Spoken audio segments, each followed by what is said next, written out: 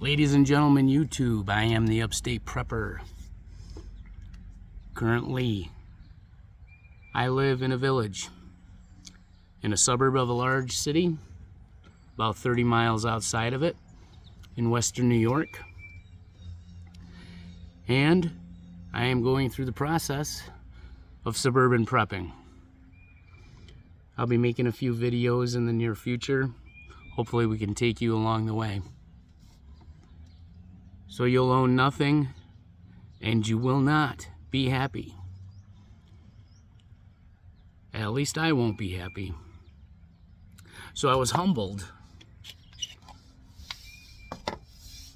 that someone would ask me my opinion or my advice as to 10 things to do now to get ready for the collapse that's coming. So before I attempted to do that, I thought what I should do was to make a quick video about exactly what's going on, briefly describe what's going on without the heavy detail that goes back involving the Rockefellers, the Morgans, the Bank of America, the Chase Manhattan Bank, the Central Bank, the Fed, the Rothschilds, the this, the that, the other thing, and just stick to where we're at. So that's what I'm going to do. So in 1972, then President Nixon made a move because we were undergoing a financial crisis in the late 60s. And he took the American gold-backed dollar, which was, at that point in time, the world's currency after World War II, seeing as we were basically the only economy still standing. He took us off of that, and our money became not gold-backed. It became fiat currency.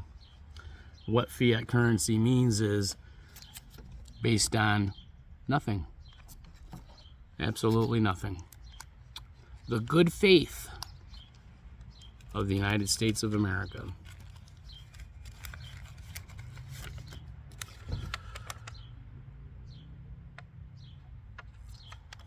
And it even goes so far as to say so on it. This is going away. It won't be too much longer. It won't be here. So our money comes off of the gold standard. He made a deal with Saudi Arabia and the current king of Saud at that time. And that deal was simple. When they sold oil, they would sell it in American dollars. So if the Philippines wanted to buy oil from Saudi Arabia, they would have to purchase that oil with American dollars. Saudi Arabia would accept those American dollars, and that's how that would get paid. And every other country would have to pay for their oil with American dollars. That, along with your work, you getting up in the morning and you going to work and paying taxes, is what backs the world currency. Nothing more. Absolutely nothing more. If you think there's gold in Fort Knox, you're mistaken. There probably is no gold in Fort Knox. So in 1972, this agreement was made with Saudi Arabia. And after a little of an inflation and such in the early 70s, eventually that popped into the economy that most Americans now understand as normal. What we consider life, normal life. And unfortunately, that's getting close to changing. Now, it's been declining for a while. Back in 2008, there was banking collapse, housing collapse. The economy essentially folded at that point. We propped it up with quantitative easing, which is printing, and spending more money out of thin air. When this happened, we were about 10 trillion in debt. We're now 32 trillion in debt. So in 13 years, we've added $22 trillion in debt out of nowhere. Money that was created, not earned. So kind of like fake money. Well, that's all fine and dandy so long as countries continue using it to purchase their oil. And through the power of the United States, many countries use the American dollar to purchase other things too. Wheat, corn, other commodities, different things they may need. They end up getting paid for with US dollars. Because it's universal, it has a known value that other countries can rely on and can set an established price for things. Well, due to things like the cerveza bug and the lockdowns that came with it and all the controls that came with it, a lot of countries don't like that. Then there's sanctions. What we do to countries that don't listen to us and do what we say. So we forced countries over these things to do what we wanted to. That didn't want to do that in order to be able to use American money, which keeps them in the global system of trade. Well, they didn't like that. Then they're watching what's happening with the bear country. And these countries are watching the sanctions that have been levied upon that country. One of the biggest countries paying attention is the dragon country. And they see these sanctions, and they have a stated goal that they will take over that island nation of Taiwan right across the way, and have realized those sanctions are going to come onto them too to try to ruin their economy, which is already struggling to begin with. They don't like that. So our two biggest enemies have decided to put together a coalition called BRICS. Brazil, Russia, India, China, South Africa. It's a trading partnership that has now become a monetary partnership. They are creating a new currency, the Chinese digital yuan, to use for international trading and oil purchases. Well, when the last president was inaugurated, it was a nice military deal, which, by the way, we are promised to Saudi Arabia to protect them and provide them arms. That's the deal. They sell their oil and get paid in American money. We sell them military equipment and guarantee their protection. Well, when this guy came into office, the military deal for them to purchase a large amount of military jet fighters was thrown in the garbage. They didn't like that. That didn't impress Saudi Arabia at all. And since then, there's been a few other things that this administration has done to thoroughly tick off the Saudi Arabians. Well, you say, well, who cares? Who cares what they think? Well, it isn't about what they think. It's about selling oil in American dollars, to which they've now agreed to sell oil in Chinese digital yuan. Well, China they don't buy that much oil, really. How bad can it be? It's not going to affect us that much. Well, they do buy oil. They get a lot of stuff from Russia, and they will be being paid in Chinese digital yuan and paying in that. But other countries now can get their oil from Saudi Arabia, and they may pay in Chinese digital yuan rather than American dollars. So what happens is 90% of all the money that's been printed is not in the United States of America. It's in other countries because they have to keep it and hold it and use it for international trade. Well, what happens when they no longer have to do that is those dollars come back home to roost here. And as they do, inflation will rise. And as they come back more and more and more, we will move from inflation to hyperinflation.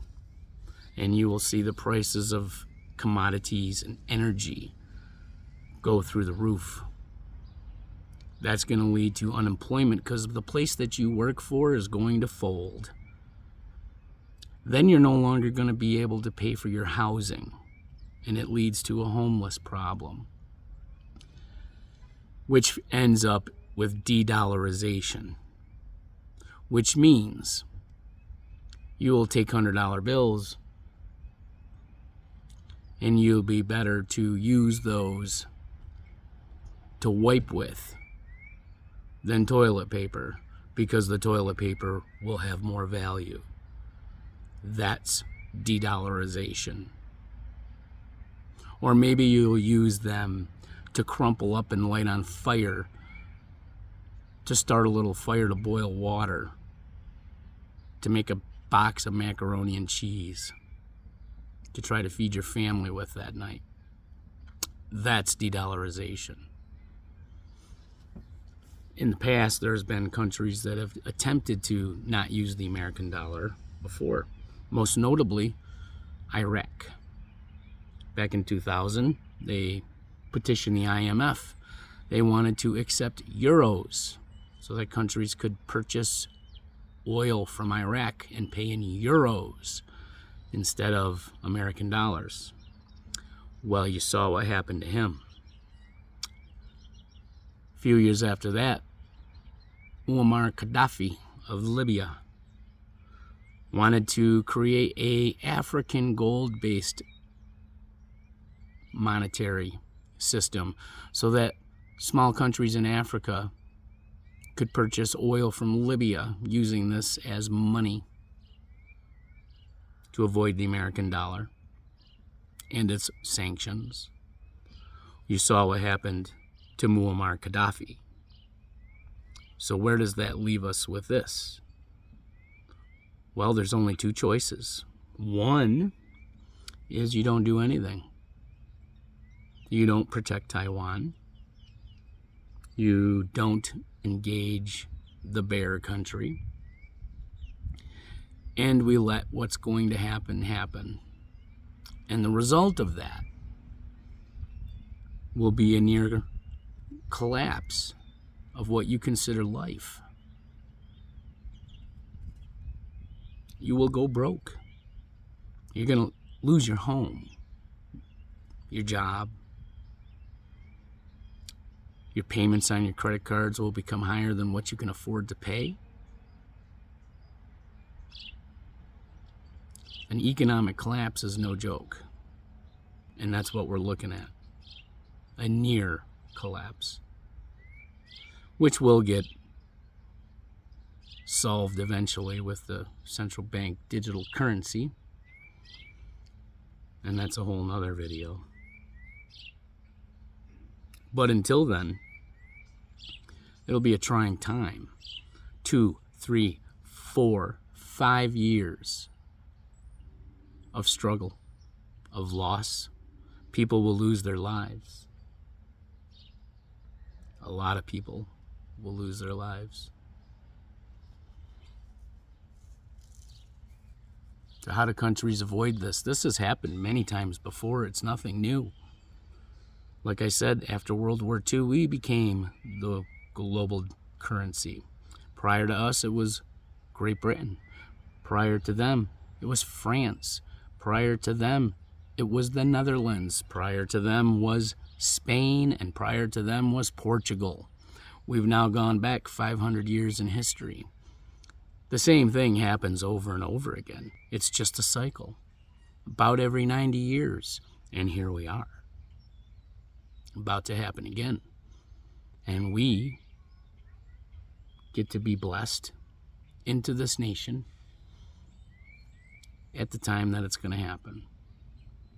And the United States will be a different country when it's over. What you think of life as an American citizen will not be the same. What you think freedom is will not be the same. It will all be different. And those things will not exist. You're going to own nothing, and you won't be happy. There is a reset coming. Some people say it's going to be epic. Some even say great. But it is coming. And there's no way to stop it at this point in time. We have gone way, way past the point of no return. Which is why where we're at today. Because some countries that produce a lot of oil, they're not interested in this Green New Deal. They're not interested in the reset of great proportions. No. Countries like the Bear make their living off of oil and natural gas. So in a world economy that's being planned for the future that does not involve oil or natural gas, kind of leaves the Russians out, kind of crashes their economy and puts their people into extreme poverty, kind of wipes them off the map. They're not interested in that. So here we are. There is only one way that a government usually attempts as a last-ditch effort to prevent what's coming our way from coming, and that is Whiskey Alpha Romeo conflict. That is the ultimate end scenario. And where we're at in today's world, that means cyber, EMP, and nuclear. And at this point, there's no reason to think that all three of those things are not coming at some point in the future. Current 4-star Air Force general just last month said we will be at war with the dragon by 2025. Well, guys, that's a year and a half away. So there's your timeline. You're at the end of the longest timeline that you may possibly have. A year and a half. If we're unlucky, could be 6 months. But once this happens, things change very quickly. You have to get ready. You have to prepare yourself. What is coming is not a death sentence. At least, not if you accept that it's coming and you do something in your own world for yourself and your family to help them. You can get through if you get your head out of the sand. But you need to do it now, because time is short. I would not consider that what is going to happen will happen after the 2024 selection. It'll happen before, because this country has enemies, and the enemies have noticed a leader of the free world that likes his ice cream cones, that is compromised heavily, although you may or may not hear about it.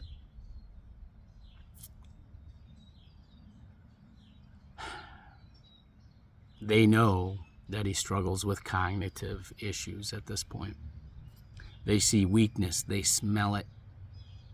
Do you think they're going to wait for 45 to come back into office before they start what they're going to start and the fun really begins? Oh no. They're not going to wait for that.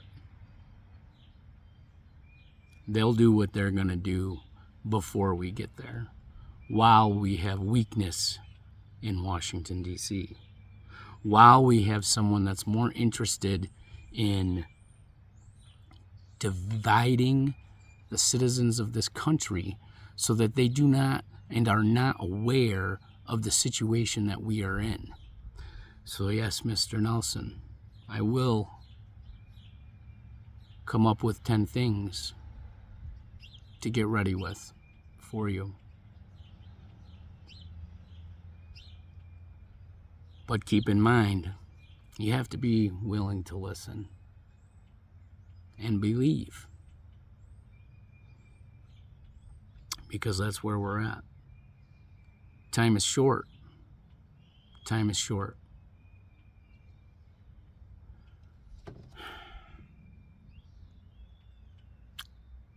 TikTok.